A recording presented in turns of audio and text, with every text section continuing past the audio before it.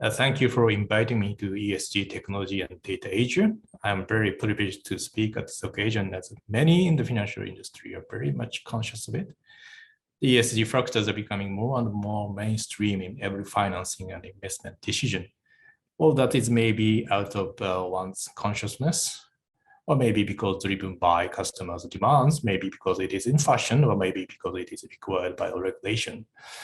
Whatever the reason is, the many of us agree that ESG is going to be an irreversible trend in financial markets. But I have to say that an ecosystem supporting ESG is still nascent, and in other words, we are lacking and still developing the common language for ESG. Certainly, EU has put forward its own version of the ESG ecosystem centered on sustainability taxonomies. But even just taking EU taxonomies, climate-related taxonomies are not yet finalized, and other taxonomies are still under development. Also, there are countless jurisdictions working on the jurisdiction-oriented taxonomies. For instance, earlier this month, ASEAN Taxonomy Board has proposed a multi-tier structure of ASEAN-wide taxonomy that is different from a binary structure of EU taxonomies. And recently, the International Platform on Sustainable Finance released a report on common ground taxonomy. Despite that, there remains uncertainty around how much commonalities and interoperability will be ensured among those different taxonomies. Well, now the COP26 is just behind us. We are still reflecting on the outcomes of the COP26 meeting. Some would say that it was a failure. Others would say that at least it has kept the hope of a 1.5 degrees Celsius pathway. But in terms of developing the ESG ecosystem, the processes toward the COP26 provided a great impetus, and as a consequence, quite a number of private finance initiatives were announced at the Finance Day of the COP26. Among them, the most significant progress is in my eyes the launch of the International Sustainability Standards Board, ISSB, under the governance of the IFRS Foundation. This is significant because the ISSB can bring about the ESG common language that is currently lacking, which in turn has resulted in a large number of data gaps and data holes that should be filled for proper ESG-based decision-making. By the way, here I follow the definition made by the FOSDA, the Future of Sustainable Data Alliance. So data gaps are defined as instances where reporting frameworks exist and databases are requested and collected, but they are not always adequately populated. On the other hand, data holes represent instances where there are limited robust frameworks, guidance, or best practices, and where at times there is uncertainty about what exact data would be needed or most useful. Put it differently, data holes exist where we know we need data to measure or monitor a material impact, but the data either doesn't exist or hasn't yet been defined. In addressing both of the data challenges, standards to be developed by the ISSB are expected to play a significant role. On the data hole front, as the publication of the prototype climate and general disclosure requirements indicate, ISSB's expected standards intend to provide a framework for sustainability-related data requirements to meet investors' information demands. As such, those standards will set out a required set of sustainability-related KPI that are material to a company's enterprise value and should be disclosed by the company. On the data gap front, the ISSB standards will be well positioned to populate sustainability-related data derived from wider corporate communities in a variety of jurisdictions. The ISSB standards aspire to be a comprehensive global baseline of high-quality sustainability disclosure standards. So its ultimate role is to provide a baseline of corporate data disclosure requirements on which each jurisdiction would add further requirements if necessary. Consistency and comparability of data will be ensured through this baseline anchored by ISSB standards. In the Asian context, international financial reporting standards developed by the IASB and the IFRS Foundation have been overwhelmingly adopted by jurisdiction in the region. And given this history, I predict that good coordination between IASB and ISSB and the IFRS Foundation will facilitate the adoption of ISSB standards by Asian jurisdiction. This coincides with the regulatory trend in the region of making ESG disclosures mandatory. By putting them together, there is a strong case for populating sustainability-related corporate data available to investors and other stakeholders. But in order to make ESG-based investment strategy far more viable than today, it is critically important to ensure an enabling environment for forward-looking judgment of ESG risks and opportunities. This is going to be an additional challenge beyond just making sustainability-related data more readily available through enhancement of corporate disclosures. ESG factors, whether it is climate change, biodiversity loss, or any other issues, will certainly influence future cash flows of business and change risk-return calculation of financial exposure to it. The problem is that those influences will often happen in the longer term, but cash flow and risk projection by financial analysts are usually made over 3 to 5 year time horizon, which is obviously in the shorter term than such influence would actually materialize. In this regard, we must pay heed to the following fact concerning enterprise value. Enterprise value is the present value of future cash flows, and in evaluating enterprise value, cash flows up to 5 years from now represents only 25% of total enterprise value under certain legitimate assumptions. The remaining 75% portion of enterprise value will come from cash flows beyond the 5 year time horizon or cash flows of 6 years from now and thereafter.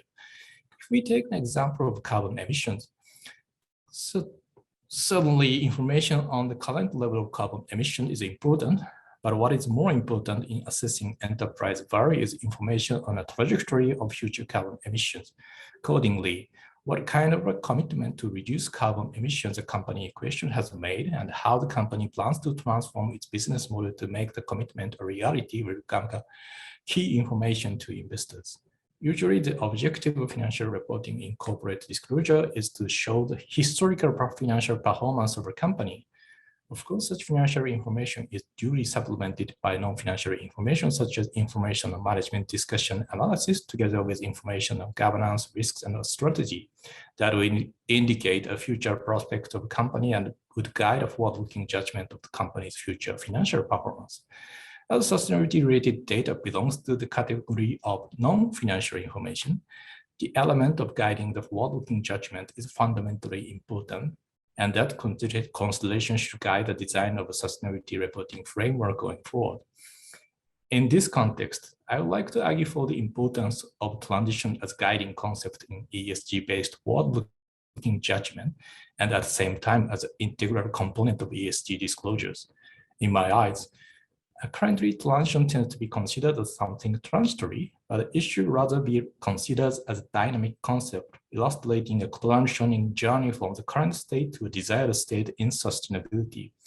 After all, in determining enterprise value, a company must be judged not only on the basis of its current status in E or S and ESG, but also in terms of a prospective rate of improvement in E or S and ESG.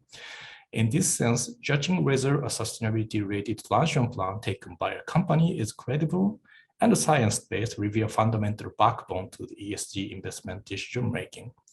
For example, decarbonizing economies entails massive changes that create great uncertainty about future markets and industry, and then in turn give rise to transition risks and influence the enterprise value of a company.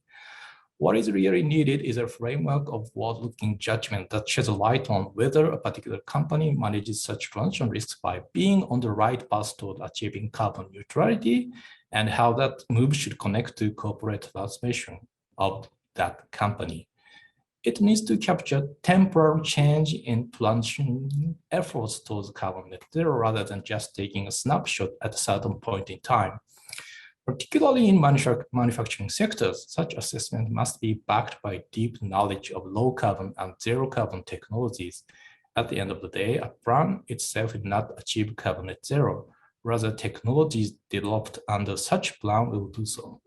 So with this recognition behind, the Japanese government has developed the guidelines on transition finance and been developing technology-based roadmaps for hard-to-abate sectors such as steel, chemicals, cement, and energy, oil and gas. Those roadmaps are intended to be credible and science-based and set out what kind of low-carbon and zero-carbon technology should be adopted by companies in those sectors with specified time frames of such adoption. Put it more simply, The roadmaps are to set out how much and what kind of low carbon and zero carbon technology should be adopted in 2020s, 2030s, and 2040s by a company in a certain hard-to-abate sector. We have finalized the roadmap for the steel sector recently, and will continue to develop roadmaps for other sectors towards next year.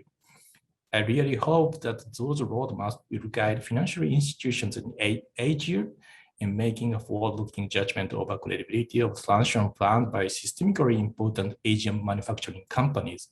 For spreading this idea throughout Asia, the Asia Transition Finance Study Group has been set up, being comprised of Asian banks as well as Japanese banks. The inconvenient truth is that 40% of abatement necessary to achieve carbon net zero must come from climate technologies that aren't quite ready. 25 to 30% will come from technologies that are demonstrated but not yet mature, and another 10 to 15% will come from those still in R&D.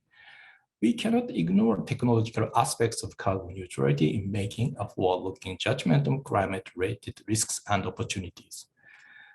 Developing the common language for ESG will be an iterative process for the time being. In my view, the two critical components of it are first, a disclosure framework of ESG-related KPI that are material to enterprise value, and second, a framework of forward-looking judgment that assesses credibility of a committed path of improvement in such KPIs toward the future. It is almost certain that ISSB standards will construct the first component, but the prospect of the second component is still uncertain.